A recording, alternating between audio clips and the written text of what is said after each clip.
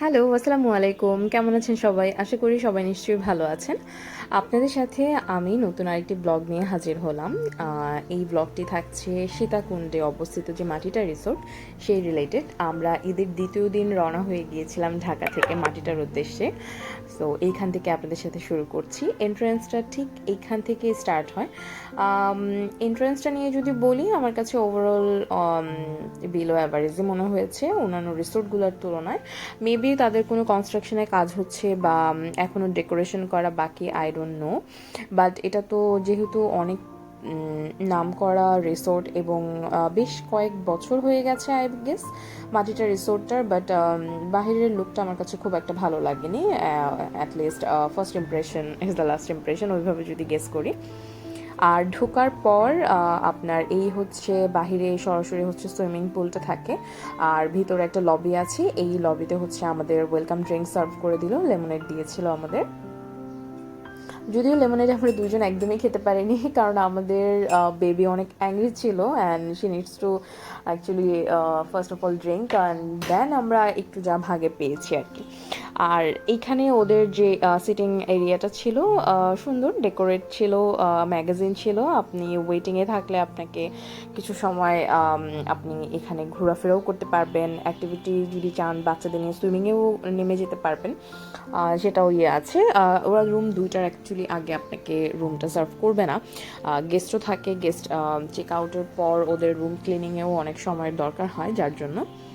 আর আমরা এবার room book করেছিলাম স্বপ্নীল আকাশ। স্বপ্নীল আকাশটা আপনার রিসোর্টের লেফট সাইডে পড়ে, অ্যাকচুয়ালি যেদিকে ক্যাম্প সাইটটা আছে তার ঠিক অপোজিটে। এইখানে আমি একটা জিনিস খেয়াল করলাম যে তিনটা প্লেস আছে যেখানে আপনাকে হচ্ছে খাবার সার্ভ করা হয়। এক এক সময় এক এক প্লেসে আপনাকে তারা নিজেরাই বলে দিবে কোন জায়গায় খাবারটা সার্ভ করা হবে। আর এই হচ্ছে আমাদের রুমে আমরা চলে যাচ্ছি। এখানে আমাদের সাথে, এটা একটা প্রাইভেট ভিলা। এইখানে মূলত যারা অনেক বড় ফ্যামিলি নিয়ে আসবে তারা অ্যাকচুয়ালি উঠতে পারবে। আর আমি আমাদের জন্য অ্যাকচুয়ালি চুজ করি স্বপ্নীল আকাশটা। আমার কাছে রুমটা খুবই কোজি মনে হয়েছে, যার জন্য এটা আমার পছন্দ ছিল। যদিও সাইড ভাবছিল যে আরেকটু বড় রুম নেওয়া উচিত ছিল, ও চাচ্ছিল বুকিংয়ের সময় আরেকটু বড় রুম নিতে বিকজ অফ অদি, বাট আই টোল্ড হিম যে আমাদের কোনো প্রয়োজন হবে না, কারণ আমরা থাকবোই বাইরে বাইরে। আর আমার এই রুমটার প্রতি কেন জানি এটা দেখেই ভালো লেগে গিয়েছিল, যেখানে পিকচার ক্লিকে অনেক সুন্দর আসবে, প্লাস পিছনের যে ভিউটা ওইটা খুবই সুন্দর। ওখানে বেশ হর্স আছে, যেগুলো আমার অদি তাদের সাথে একটু গল্প করেছে, ওখানে খেলতে পেরেছে। আর এই হচ্ছে ফিট চেক এইটা আমি ঢাকা থেকে পরে গিয়েছিলাম, কমফোর্টেবল ছিল। আমার সবসময় একটু আমি যেহেতু পাকিস্তানি ড্রেসই মেইন এখন প্রেফার করি, আমার জন্য খুবই কমফোর্টেবল মনে হয় জার্নির জন্য। স্পেশালি কটন ড্রেসে আপনি আরাম, শীতকাল হোক গরমকাল হোক সবসময় পাবেন। আর এই হচ্ছে আমাদের উইন্ডো থেকে এইরকম হচ্ছে আপনার ভিউটা পাওয়া যাচ্ছে।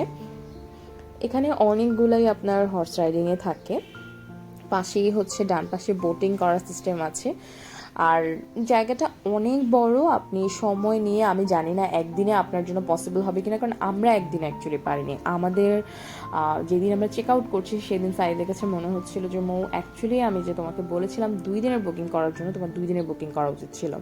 সাইদ আমার উপরে এটার জন্য একটু ফ্যাড আপ ছিল। আমি অ্যাকচুয়ালি 2 দিনের জন্য চাচ্ছিলাম না, যেহেতু আমার চিটাং ঘোরারও একটা প্ল্যান ছিল।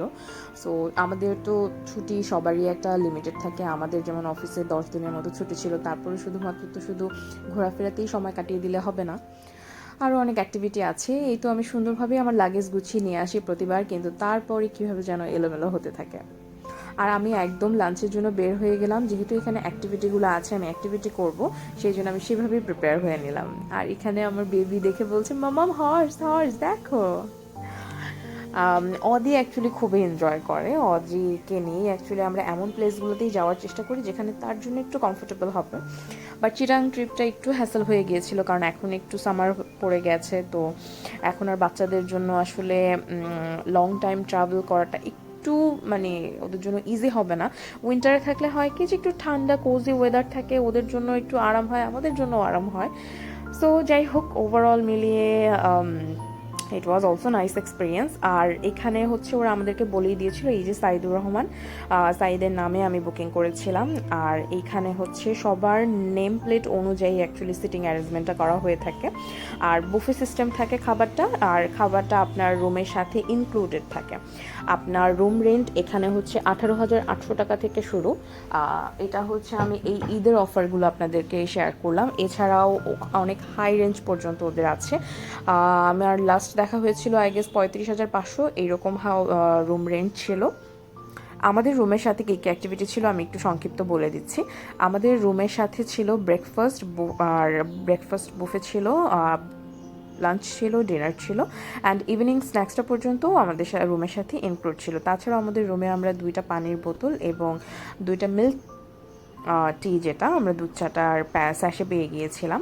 এছাড়া আরও বিভিন্ন অ্যাক্টিভিটি ছিল যে আমার ভিডিওতে অলরেডি আমি আপনাদেরকে শো করেছি, আপনারা চাইলে আরেকবার পিছনের টেনে ভিডিওটা দেখে নিতে পারেন।